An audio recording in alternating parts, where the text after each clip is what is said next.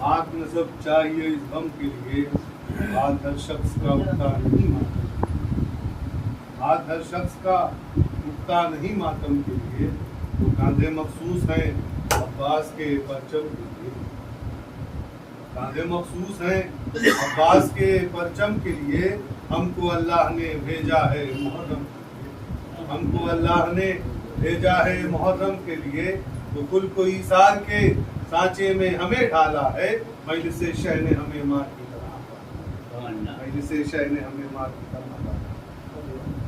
और एक मतलब पूछे सलवात में आऊँगा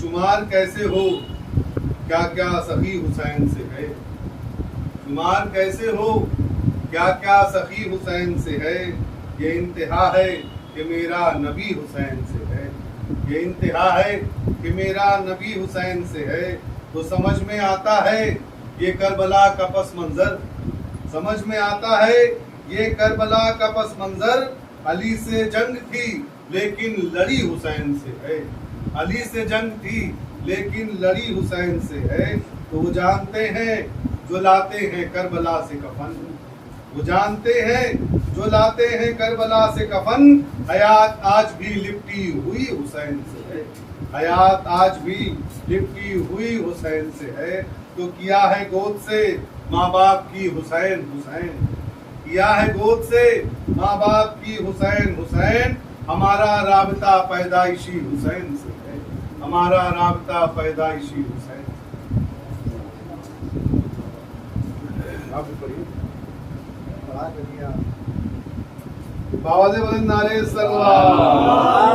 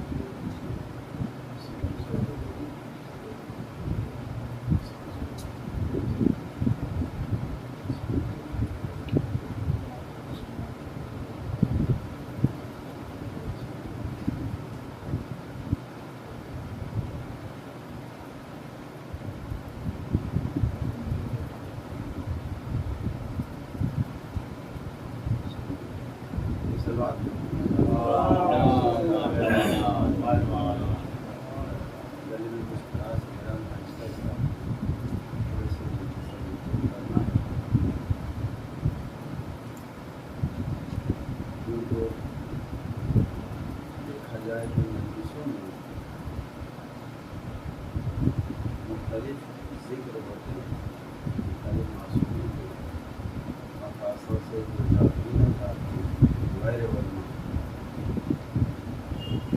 غیر علماء جو عالم ہیں وہ مختلف ٹاپک کے مختلف موضوعات پر ذکر کرتے ہیں، لیکن جو غیر عالم ہیں ذاکرین ہیں زیادہ تر مولانا اسلام کے فضائل وغیرہ بیان کرتے ہیں۔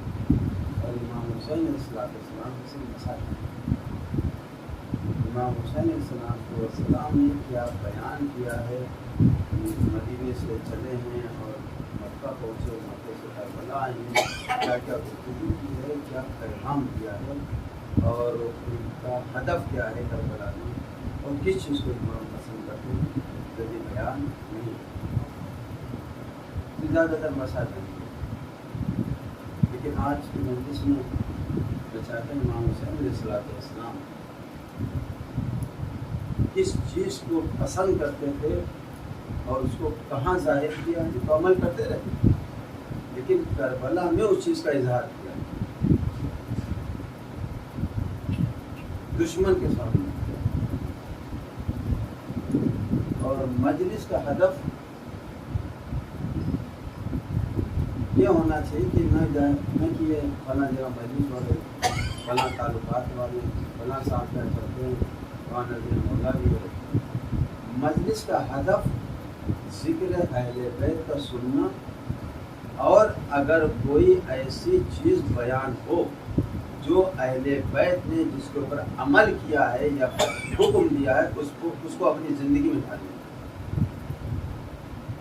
ہمارے اندر اگر کچھ کمیاں پائی جاتی ہیں اس کی اصلاح ہونا چاہیے، ورنہ مجلس کا کوئی فائدہ نہیں۔ جب تک ہم معصومین کے جو انہوں نے حکم دیا ہے، انہوں نے عمل کیا، ان کی جو سیرت جو ہے یا جس چیز کے لیے بیان کیا ہے کہ خدا کیا چاہتا ہے، ہم کو کیا کرنا چاہیے، اگر ہم اس چیز پر عمل نہیں کرتے تو فائدہ کیا ہے؟ مجلس کا ہدف کیا ہے؟ خدا کو پہچاننا، اہل بیت کو پہچاننا، اور پھر ہم کو اس راستے پر چلنا جس راستے کو بتانے کے لیے اہل بیت آئے تھے، اور جس مقصد کے تحت امام حسین نے قربانی کی، وہ مقصد، وہ ہدف ذہن میں ہونا چاہیے۔ اگر مجلسیں سن کر ہماری زندگی میں تبدیلی، ہمارے نفس میں تبدیلی نہیں آئی، ہمارے مزاج و کردار میں تبدیلی نہیں آئی، ہم نے اپنی اصلاح نہیں کی تو فائدہ کیا؟ عزیزان گرامی،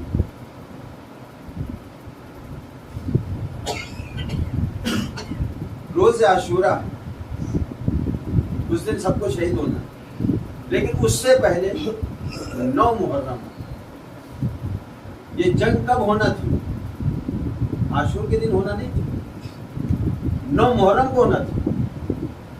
عمر سعد نے امام حسین کے حصار، ایک لمبا حصار بنا دیا تھا دور تک، لیکن 9 محرم کو عمر سعد نے آرڈر دیا اپنے سپاہیوں کو کہ تم سب گھوڑے پر سوار ہو جاؤ، اور جو محاصرہ اتنا لمبا ہے اس کو تنگ کر دو حسین کے لیے، اور یہ تنگ کر دو مطلب یہ گھیر لو نزدیک سے، اور ان کے اوپر حملہ آور ہو جاؤ۔ اور وہ ملعون لعنتی جہنمی اپنے سپاہیوں کو جنت کی بشارت دے رہا ہے، گھوڑے پر سوار ہو جاؤ، حسین کے لیے محاصرہ تنگ کرو، اور تم کو بشارت دیتا ہوں جنت۔ جہنمی جو تھا یہ نہیں معلوم کہ جس کا باپ قسیم النار والجنہ ہو اس کے بیٹے کا قاتل جنت جا سکتا ہے؟ ایک صلوات دی محمد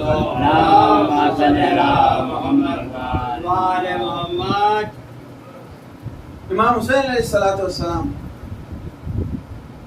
خیمے کے سامنے شمشیر پر ٹیک لگائے کھڑے ہوئے تھے۔ اچانک انہوں کی تاریخ خواب میں دیکھا کہ نانا تشریف لائے، اور نانا کہہ رہے ہیں رسول خدا اے میرے بیٹا حسین کل تو میرے پاس آ جاؤ۔ ادھر امام کے اوپر غنودگی تاری ہے، ادھر لشکر عمر سعد 9 محرم کو خیام حسینی کی طرف آ رہا ہے. بی بی زینب نے جب گھوڑوں کے ہنہنانے کی آواز اور ان کے ٹاپوں کی آواز سنی، گھبرا کے امام حسین کے پاس آتی، کہتے بھیا یہ تو لشکر عمر سعد آ رہا ہے. امام حسین نے جناب عباس کو بلایا اور جملہ کہا بنفسی انت. امام معصوم جناب عباس کی عظمت سے ظاہر ہوتی ہے کہ اگر امام معصوم کسی کے لیے کہہ دے میری جان تم پہ قربان ہو جائے، اس کی کتنی عظمت ہوگی. یہیں سے اندازہ لگائے جناب عباس کی کتنی عظمت ہے. امام حسین فرما رہے ہیں بھیا عباس تم پر میں فدا ہو جاؤں، میری جان تم پر قربان ہو جائے. جاؤ عمر سعد کے پاس اور کہہ دو کہ ایک شب کی مجھے مہلت دے دو. امام حسین نے ایک شب کی مہلت لی ہے کیونکہ تقدیر میں عاشور کا دن تھا شہادت کا. اور امام حسین نے کیوں مہلت مانگی جبکہ عاشور کے دن شہید ہونا ہی ہونا ہے؟ یہ عاشور کے دن کیوں ہوا ایسا؟ اگر مہلت نہ لی ہوتی تو 9 محرم کو جنگ چھڑ جاتی. عمر سعد نے لشکر بھیج دیا تھا کہ خیام حسین کے نزدیک ہو جاؤ، لیکن امام حسین نے مہلت مانگی. کیوں مہلت مانگی؟ تاکہ ان سے کہہ دو میں چاہتا ہوں آج کی شب نماز پڑھوں، اللہ سے مناجات کروں، دعا استغفار. فَهُوَ يَعْلَمُ، میرا پروردگار جانتا ہے، انی احب الصلاۃ، میں نماز سے محبت کرتا ہوں، وَتِلَاوَةَ کتابہ، اور قرآن کریم کی تلاوت سے محبت کرتا ہوں، وَكَثْرَةَ الدُّعَاءِ وَالْاِسْتِغْفَارِ، اور کثرت دعا اور استغفار سے محبت کرتا ہوں. کیوں مہلت مانگی ہے؟ اس لیے مانگی ہے جبکہ امام کی پوری زندگی عبادت میں گزر رہی تھی، نماز میں، تلاوت کتاب میں، دعا میں، استغفار میں. کیسی امام نے دعا فرمائی؟ خود امام حسین. مشہور و معروف دعا کیا ہے؟ دعا عرفہ. ایسی دعا اس طرح کی جلدی ملے گی نہیں. جس طرح سے امام حسین نے میدان عرفات میں کھڑے ہو کر خدا سے مناجات کی ہے اور اپنے رب کو پہچانوایا ہے، اپنے رب کی مدح و ثنا کس انداز میں کی ہے، اس کے بعد اپنے کو کس طرح بتایا کہ میں تیرے آگے کیا ہوں، تو رب جلیل ہے اور میں تیرا عبد ذلیل ہوں. اپنے رب کے سامنے گڑگڑا رہے ہیں، آنکھوں میں آنسو جاری ہیں. اور اسی دعا میں یہ فرمایا کہ جس نے اپنے رب کو پا لیا، جس نے اپنے خدا کو پا لیا، اس نے کھویا ہی کیا ہے، اور جس نے خدا کو کھو دیا اس نے پایا ہی کیا ہے. صلوات دی محمد عزیزان گرامی. تو امام حسین علیہ السلام نے کس لیے مہلت مانگی؟ 4 چیزوں کے لیے. کیا؟ نماز. انی احب الصلاۃ، میں نماز سے محبت کرتا ہوں. کیوں؟ سب سے پہلے نماز کا نام لیا ہے، کسی اور چیز کا نام نہیں لیا. پوروے دین میں روزہ بھی ہے، حج بھی ہے، بہت سے اعمال ہیں، لیکن نماز کا پہلے نام لیا. انی احب الصلاۃ، میں نماز سے محبت کرتا ہوں. کیوں؟ نماز ایک ایسی عبادت ہے جو انسان کو خدا سے نزدیک کر دیتی. نماز ایک ایسا ذکر ہے، نماز ایک ایسی عبادت ہے جو خدا سے کلام کرواتی ہے. نماز ایک ایسی عبادت ہے جو نیت سے لے کر سلام تک کہیں پر فاصلہ نہیں ہے. کھڑے تو ذکر ہے، رکوع میں تو ذکر ہے، سجدے میں تو ذکر ہے، کھڑے ہو رہے تو ذکر ہے، ہر حال میں ذکر الہی ہوتا رہتا ہے، کسی اور عبادت میں ایسا ذکر نہیں ہوتا۔ ایک صلوات دیجیے محمد۔ یہ افضل اعمال میں سے، کسی اور عبادت کے لیے یہ نہیں کہا گیا، نہ روزے کے لیے، نہ حج کے لیے، کسی کے لیے نہیں کہا گیا۔ اگر روزہ قبول تو سارے اعمال قبول، اگر روزہ رد کر دیا گیا تو سارے اعمال رد۔ نہ حج کے لیے کہا گیا کہ اگر حج قبول تو سارے اعمال قبول، اگر حج رد کر دیا تو سارے اعمال رد نہیں، بلکہ ان قبلت قبلا ما سواہا وان ردت رد ما سواہا۔ اگر یہ آپ کی نماز قبول ہو گئی تو سارے اعمال قبول ہیں، اور اگر نماز رد ہو گئی تو سارے اعمال بیکار رد ہو جائیں گے۔ ایک صلوات دی محمد۔ اور کسی عمل کے لیے نہیں کہا گیا۔ قرآن آواز دے رہا ہے ان الصلاۃ تنہی عن الفحشاء والمنکر، نماز جو ہے وہ انسان کو برائیوں سے روکتی، کسی اور عمل میں وہ بات نہیں ہے جو نماز کے اندر پائی جاتی ہے۔ روزے میں انسان جب نماز پڑھتا ہے تو باوضو رہتا ہے، ویسے بے وضو رہتا ہی نہیں، جبکہ وضو کی بڑی فضیلت ہے۔ ماہ صیام میں کم سے کم روزے کی حالت میں آدمی زیادہ تر کوشش کرے باوضو رہے۔ حج میں کیا انسان مستقل باوضو رہتا ہے؟ نہیں، جب کوئی ارکان انجام دینا ہوگا اسی وقت وضو کرے گا۔ لیکن نماز ایک ایسا عمل ہے کہ جس کے پہلے وضو ضروری ہے اور آخر تک باقی رہنا ضروری ہے۔ صلوات محمد والے۔ جب تک نماز تمام نہ ہو وضو کا باقی رہنا واجب ہے، ضروری ہے۔ تو یہ نماز ایک ایسا عمل ہے۔ انی احب الصلاۃ وتلاوۃ کتابہ، اور قرآن کی تلاوت یہ معمولی چیز نہیں ہے۔ ہمارے یہاں ہماری قوم میں قرآن کی تلاوت بہت کم ہو رہی، خاص طور سے ہمارے ہندوستان میں۔ دوسرے ملکوں میں ایران وغیرہ میں کافی تلاوت ہوتی ہے، لیکن ہمارے ملک میں اس قرآن کی تعلیم سے بہت دور ہے۔ جبکہ یہ تعلیم، قرآن کی تعلیم ایک ایسی تعلیم ہے، یہ ایک ایسا علم ہے کہ جو شکم سے تعلق نہیں رکھتا بلکہ روح کی غذا ہے، یہ جس کا تعلق دنیا سے بھی آخرت سے بھی ہے۔ اگر تلاوت قرآن کرتے رہیں گے دنیا میں بھی فائدہ پہنچائے گی، قبر میں بھی فائدہ پہنچائے گی، برزخ میں فائدہ پہنچائے گی، محشر میں فائدہ پہنچائے گی۔ اس کا تعلق دنیا سے بھی ہے، آخرت سے بھی ہے، اور صرف اپنے سے تعلق نہیں ہے، جس نے پڑھوایا ہے اس کو بھی ثواب پہنچتا رہتا ہے، چاہے وہ زندہ ہو چاہے مر جائے۔ ایک صلوات دیجیے محمد پڑھوانے والا اگر ماں باپ ہیں، اپنے بچے کو قرآن کی تعلیم دلوائی، زندہ رہیں گے، بچہ اگر قرآن کی تلاوت کرتا رہے گا تو ماں باپ کو اجر ملتا ہے، اس کو تو ملے گا ہی، ماں باپ کو اجر ملتا رہے گا۔ ہم اگر ماں باپ دنیا سے چلے جائیں تب بھی اگر وہ قرآن کی تلاوت کرے گا تو ماں باپ کی روح کو اس کا ثواب پہنچتا رہے گا، اور اگر ارسال کر دے تلاوت کو تو کتنا بہتر ہوگا، اور زیادہ ثواب ملے گا۔ ایک صلوات جی محمد۔ لیکن کیا اس چیز پہ توجہ نہیں ہے؟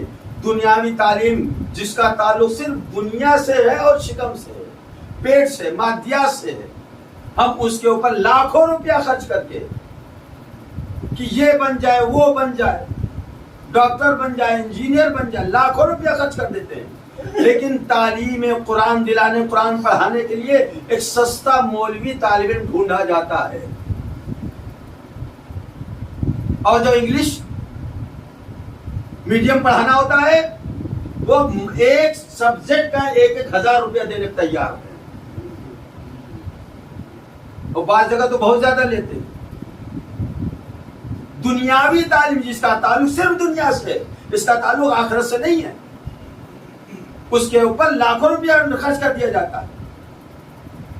یہ نہیں سوچتے کہ اگر ہمارا بیٹا قاری قرآن بن جائے گا تو اس کو بھی فائدہ پہنچے گا اور ہم کو بھی فائدہ پہنچے گا۔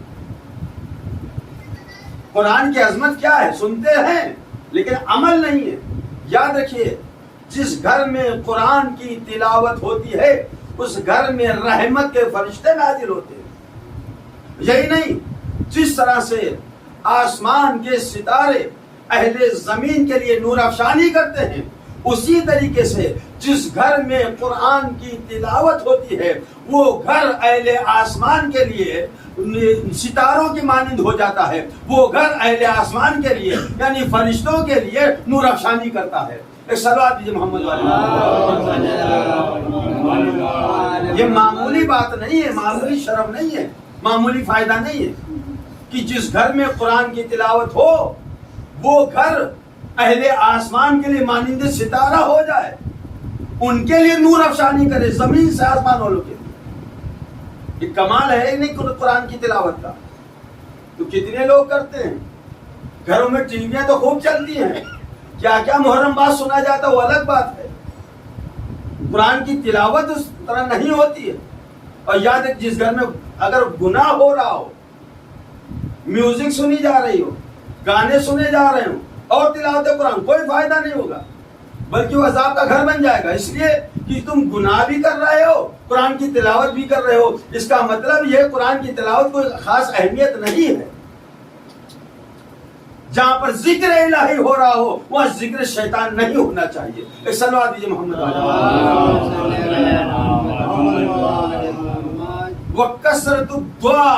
वकसरत दुआ वल इस्तिग़फ़ार। मैं मोहब्बत करता हूं कसरत दुआ से और इस्तिग़फ़ार से। दुआ को मामूली ना समझिए। दुआ क्या है? अहले बैत ने फरमाया अद्दुआ सिलाहुल मोमिन, दुआ मोमिन का असलहा है। दुनियावी असले हैं, दुनिया वालों ने जो बनाए, अगर सामने से किसी पर हमला करेंगे तो सामने से आप अपने असले के जरिए बचा सकते हैं। मसलन तलवार है तो तलवार सामने से लड़ी जाती है, अगर बंदूक है तो सामने से मुकाबला होता है, तो सामने से या आप पहले मार दें या वो पहले मार दें, लेकिन अपने को बचा नहीं सकते। लेकिन दुआ एक ऐसा असलहा है जो सिर्फ सामने से हिफाजत नहीं करता है, वो चारों तरफ से हिफाजत करता है, दाहिनी तरफ से भी, बाईं तरफ से भी, सामने से भी, पीछे से भी, जमीन की तरफ से और आसमान की तरफ से। एक सलवात दीजिए मोहम्मद। ये दुआ एक ऐसा असलहा है जो तमाम बलाओं मुसीबतों से इंसान को निजात दिला देता है। एक सलवात दीजिए मोहम्मद। तो इमाम ने फरमाया कि मैं इन चीजों से मोहब्बत करता हूँ। ये सब क्या है? इबादत की चीजें हैं। इस्तिग़फ़ार, हम रोजाना न जाने कितने गुनाह कर जाते हैं, कितना इस्तिग़फ़ार कर लेते हैं। हम उससे डरते हैं जो देखने वाला हो सामने से, उससे नहीं डरते जिसकी निगाहें हर जगह हैं, साथ में आसमान के ऊपर भी है और साथ ही जमीन के नीचे भी है। एक सलवात दीजिए मोहम्मद वाले। उससे नहीं डरते, उसकी बारगाह में इस्तिग़फ़ार नहीं करते। बहुत कम लोग ऐसे हैं जो खुदा को हाजिर और नाजिर समझ के उससे डरते हैं, खौफ खाते हैं और गुनाह नहीं करते। कितनी इबादत करते हैं लोग, मजलिसों से कितना फायदा हुआ। अजीज़ान गिरामी, हम अहले बैत के चाहने वाले कैसे हैं? इमाम हुसैन ने क्या फरमाया? इन चीजों से इमाम हुसैन से मोहब्बत नहीं करते, सारे मासूमीन इन चीजों से मोहब्बत करते हैं, नमाज से, तिलावत कुरान से, दुआ इस्तिग़फ़ार से। कितनी दुआएं मासूमीन ने तालीम दी, किसके लिए? हमारे लिए, ताकि हम को सलीका हो जाए, पता चल जाए, एक तरीका मालूम हो कि अपने रब की तारीफ कैसे करें और कैसे उसके सामने हाथ उठा के दुआ मांगे। एक सलीका सिखाया उसने। ये मासूमीन की महबूब चीजें हैं, इमाम हुसैन की महबूब चीजें हैं। हम इमाम हुसैन के नाम पर वक्त भी सर्व करते हैं, पैसा भी खर्च करते हैं, लेकिन ये तसव्वुर नहीं करते, सोचते नहीं हमारे इमाम को पसंद क्या है। जो इमाम को पसंद हो वही हमारी पसंद होना चाहिए। जो दुश्मन के पसंद है, जो यजीद के पसंद है, उसको पसंद नहीं करना चाहिए। यजीद बुराइयों को राइज करना चाह रहा था, असल दीन मिटाना चाह रहा था।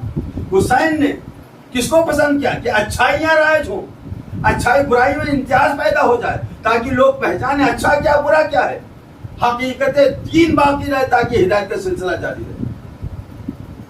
ہم اپنے معصوم کی محبوب چیزوں کو کتنا اپناتے ہیں، کتنا عمل کرتے ہیں، کتنی نماز پڑھ لیتے ہیں، کتنے لوگ نمازی ہیں.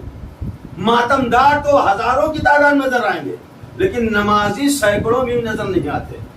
اگر نمازی صحیح طریقے سے امام حسین کی محبوب چیز جو نماز ہے، اگر لوگ اس پر عمل کر رہے ہیں، یہ مسجدیں جو ہیں چھوٹی ہیں، ان کا توسیع کرنا پڑ جائے گا، یہ مسجدیں ناکافی ہو جائیں گی. عزیزان گرامی، ہم تو دیکھتے ہیں معذرت کے ساتھ کہ ہمارا جب کوئی مر جاتا ہے، ماں باپ بھائی بہن کوئی رشتہ دار مر جاتا ہے، ہم یہ دیکھتے ہیں اس کے فاتحے میں اس کو کیا پسند تھا کھانے میں، کیوں؟ ان سے محبت ہے، ماں سے محبت ہے، باپ سے محبت ہے، بھائی بہن سے محبت ہے، مرنے والے سے محبت ہے. اب یہ ہم کو معلوم ہے وہ کیا کھانے میں پسند کرتے تھے. دسترخوان میں فاتحے کے وقت وہ چیز لا کے رکھی جاتی ہے، جبکہ وہ اپنی موت مر کے چلے گئے، اور وہ بخشش کے محتاج ہیں. اور جس امام نے یہ فرمایا ہے کہ میں ان چیزوں کو پسند کرتا ہوں، ان چیزوں سے محبت کرتا ہوں، وہ کسی کے بخشش کے محتاج نہیں ہے، وہ تو بخشوانے والے ہیں، وہ شفیع ہیں، وہ وسیلہ ہیں بخشش کا ذریعہ وہ ہیں. تو جو ان کی پسند ہو اس پر عمل کیوں نہیں کرتے؟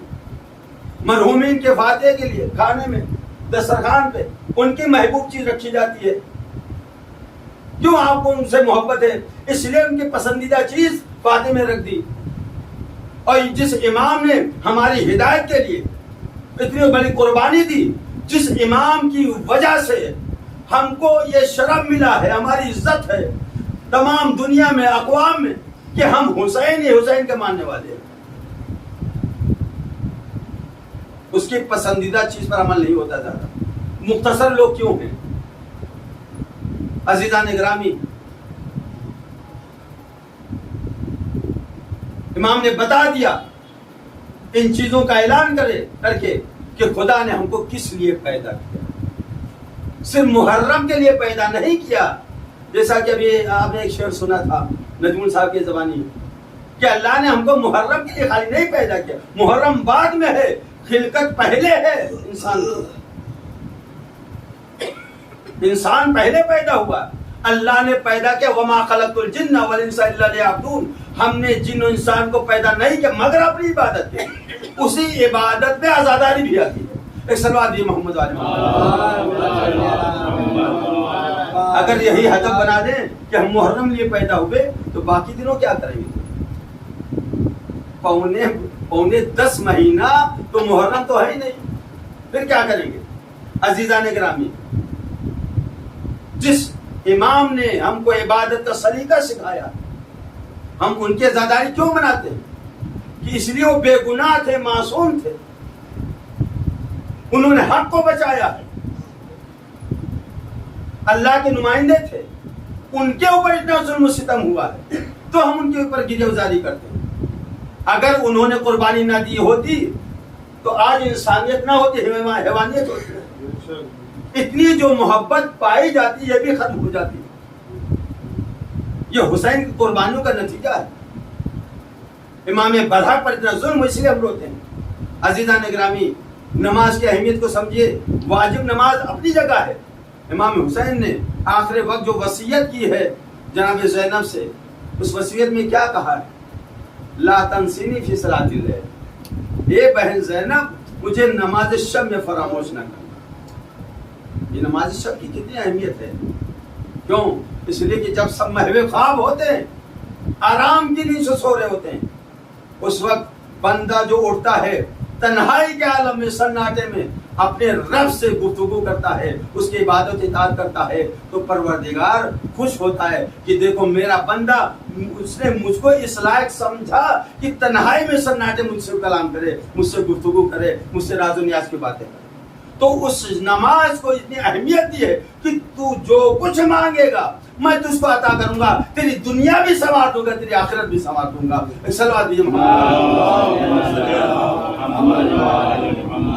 عزیزان گرامی، جس بہن زینب سے وصیت کی تھی، اے بہن زینب تم مجھے نماز شب میں نہ بھولنا، یہ کیا بی بی زینب بھول جاتی اپنے بھائی کو؟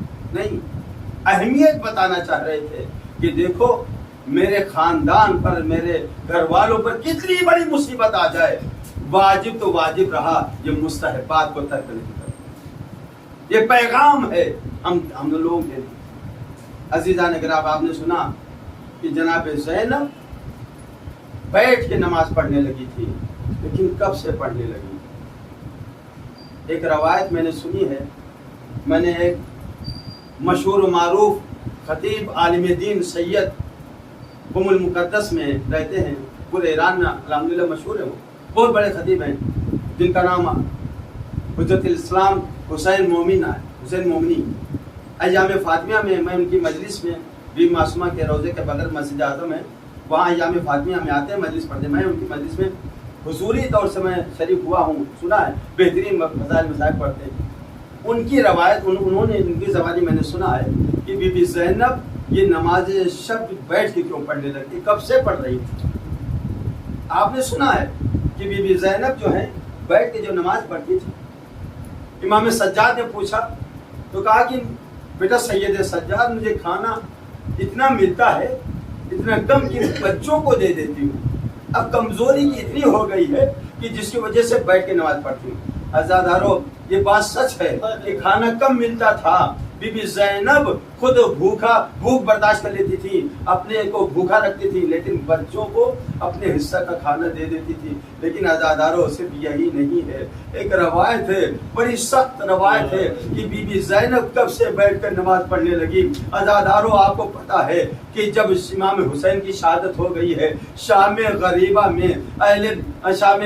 میں آل رسول پر کیا کیا ظلم و ستم ہوا ہے، یہ سپاہی یزید نے یلغار کی ہے، ایک ہجوم ہوا ہے سپاہی یزید کا قیام حسینی کے اوپر۔ عزاداران امام، شام غریبہ میں لشکر یزید آتا ہے ہزاروں کی تعداد میں، ادھر خیموں میں آگ لگ رہی ہے، ادھر سپاہی یزید لوٹنے کے لیے آتے ہیں۔ امام سجاد سے بی بی زینب نے جب پوچھا ہے، اے بیٹا سید سجاد، تم امام وقت ہو، ذرا بتاؤ کہ خیموں میں جل کے مر جائیں یا باہر نکل جائیں؟ تو امام نے فرمایا علیکن بالفرار، ارے آپ سب خیمے سے باہر چلی جائیے۔ عزاداران امام، ارے خواتین اور بچے خیموں سے نکل کے مقتل کی طرف بھاگ رہے تھے۔ ذرا تصور کیجئے کیا کیا ظلم ہوا، کتنے بچے چاہے لڑکے ہوں لڑکیاں ہوں، بیٹے ہوں بیٹیاں ہوں، کتنے لوگ شہید ہو گئے کچھ پتا نہیں۔ روایت کہتی ہے کہ جب یہ بچے مقتل کی طرف بھاگ رہے تھے، ادھر فوج اشقیاء بھاگتی ہوئی آ رہی تھی، یہ بچے مقتل کی طرف جا رہے تھے، ادھر سے سپاہی یزید آ رہے تھے، ارے گھوڑوں کی ٹاپوں سے کتنے بچے کچل کے وہی مقتل میں مر گئے تھے، مقتل میں شہید ہو گئے تھے۔ عزاداران امام، ارے جب خیموں میں آگ لگ گئی، خیمے جل گئے، بی بی زینب، ذرا تصور کیجئے گا، بی بی زینب کب سے بیٹھ کے نماز شب پڑھتی ہے۔ بی بی زینب نے دیکھا کہ بچے کچھ کم نظر آ رہے ہیں، مقتل کی طرف چلی کہ بچوں کو تلاش کر کے لاتے ہیں، بچوں کو اکٹھا کرتے ہیں۔ اب صحرائے کربلا ہے، اندھیری رات ہے، بی بی زینب بچوں کو تلاش کرنے کے لیے نکلی، ایک ظالم آیا، ایک ایسا گرز، ایک ایسا تازیانہ بی بی کے پہلو پر مارا کہ بی بی زخمی ہو گئی، بی بی کے درد اٹھا، اب پیروں میں وہ طاقت نہ رہی کہ بی بی کھڑے ہو کر، اتنا شدید درد تھا، کھڑے ہو کر نماز پڑھ سکے۔ ارے بی بی زینب نماز بیٹھ کر پڑھنے لگی، اسی لیے سید سجاد نے پوچھا، اے پھوپھی اماں، ارے آپ بیٹھ کے نماز کیوں پڑھ رہی؟ کہا اے بیٹا سید سجاد، بچوں کی تلاش میں نکلے تھی، ظالم نے ایسا تازیانہ مارا، ایسا گرز مارا، اب اتنی طاقت نہیں، پیروں میں اتنا درد ہے، پہلو میں اتنا درد ہے، کھڑے ہو کے نماز نہیں پڑھ سکتی۔ عزاداران امام، 11 محرم کو یہ قافلہ چلا ہے اسیر ہو کے لاشوں کی طرف سے جب لاشیں شہدائے کربلا کے لاشیں وہاں کا بے گور و کفن صحرائے کربلا کی زمین پر پڑے ہوئے تھے.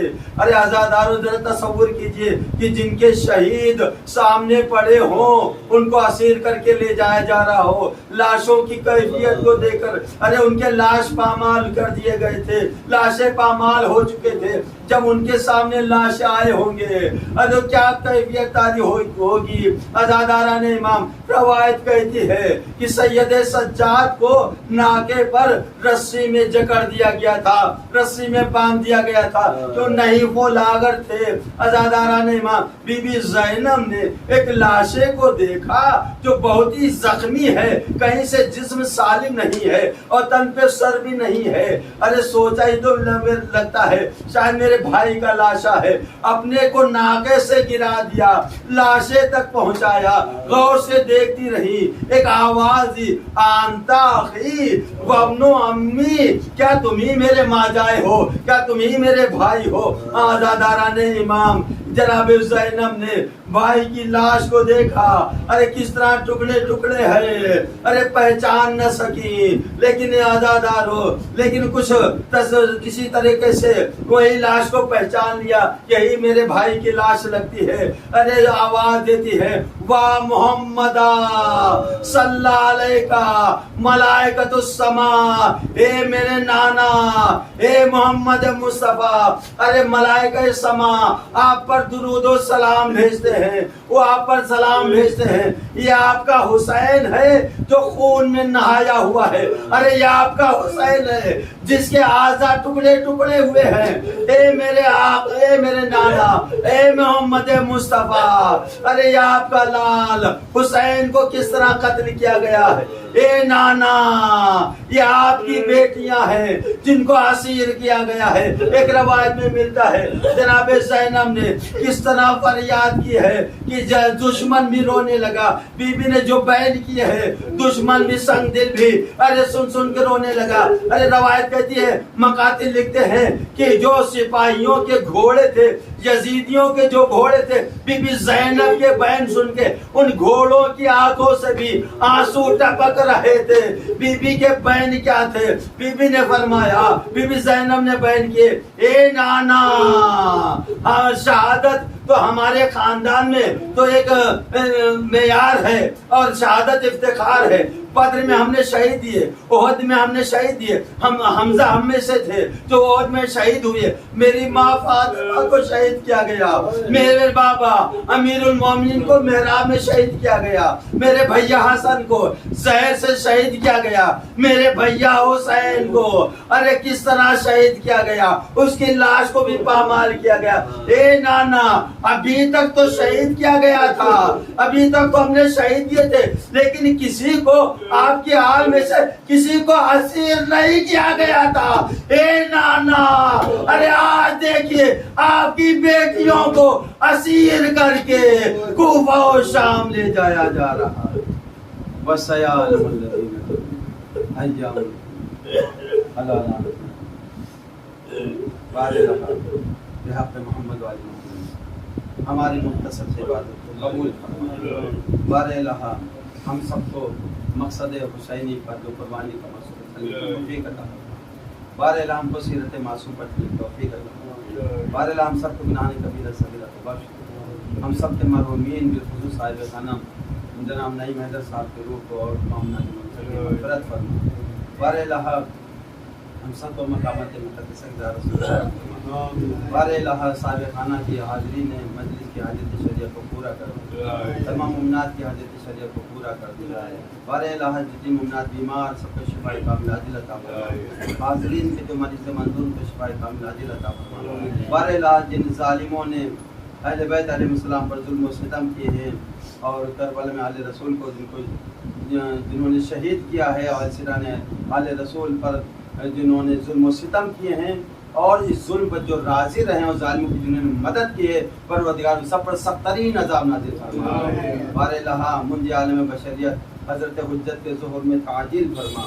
ہم سب کو ان کے غلام و مناسب و شمار فرما. ربنا تقبل منا. ایک سورہ فاتحہ مشرق والوں کے سبیل حسین ابن سجاد. سورہ فاتحہ سمجھانا